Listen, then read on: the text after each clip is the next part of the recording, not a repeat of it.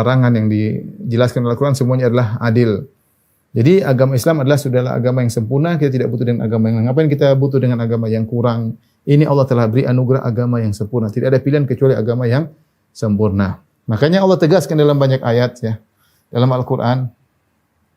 Contohnya dalam Al-Quran Allah berfirman misalnya, Inna ad-dina indallahil Islam. Inna ad-dina indallahil Islam.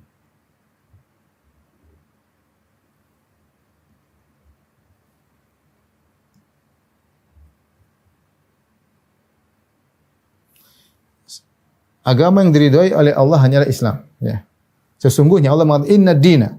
Sesungguhnya agama yang diridhai hanyalah Islam.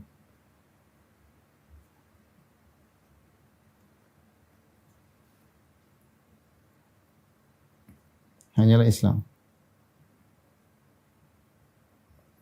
Di antaranya juga firman Allah Subhanahu wa taala misalnya, firman Allah Subhanahu wa taala, "Wa may yabtaghi ghairal islami dinan fala yuqbal min." Kata Allah, "Wa may yabtaghi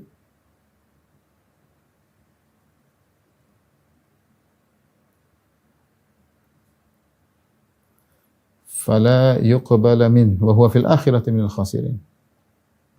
Kata Allah, siapa yang mencari agama selain Islam tidak akan terima darinya. Siapa yang mencari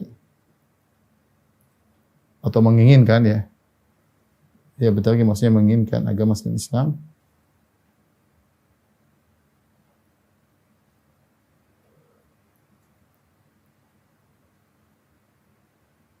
maka tidak diterima darinya.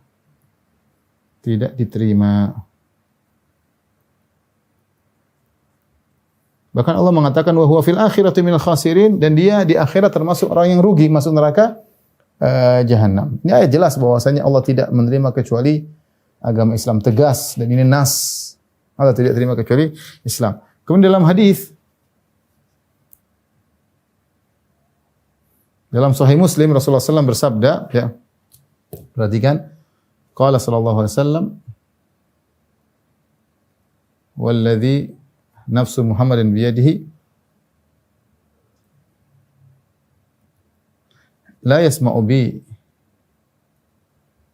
ahadun min hadhil ummah Yahudiyan wala Nasraniyun Yahudiyun wala Nasraniyun thumma yamutu wa lam yu'min billadzi ursiltu bihi illa min ashabin nar, illa kana min ashabin nar.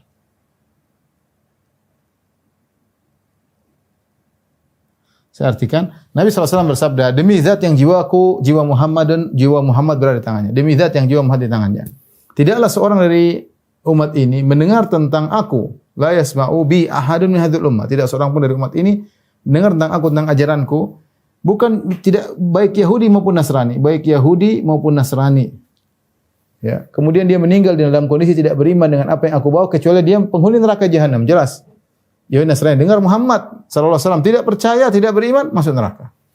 Yang bilang begini Nabi Muhammad sallallahu alaihi wasallam, hadis sahih riwayat Al-Imam Muslim ya. Jelas ya. Imam Nawawi mengatakan kenapa disebutkan tentang Yahudi Nasrani? Karena Yahudi Nasrani adalah kalau kita katakan orang kafir terbaik, mereka pernah punya kitab. Orang-orang kafir yang lain tidak punya kitab samawi.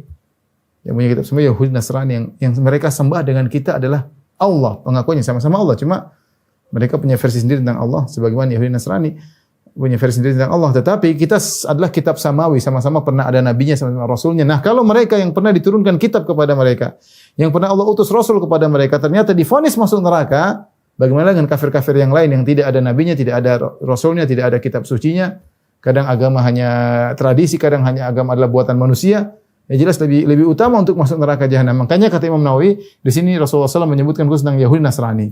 Sebagai peringatan, kalau Yahudi Nasrani saja tidak beriman kepada Nabi Muhammad SAW, masuk neraka apalagi selain mereka.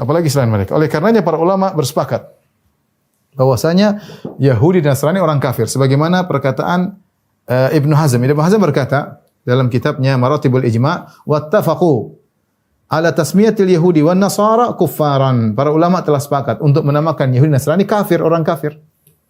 Orang kafir ya. Status mereka kafir ya, status mereka kafir. Atau orang sekarang mengatakan non muslim. Non muslim sama dengan kafir. Non muslim sama dengan kafir ya.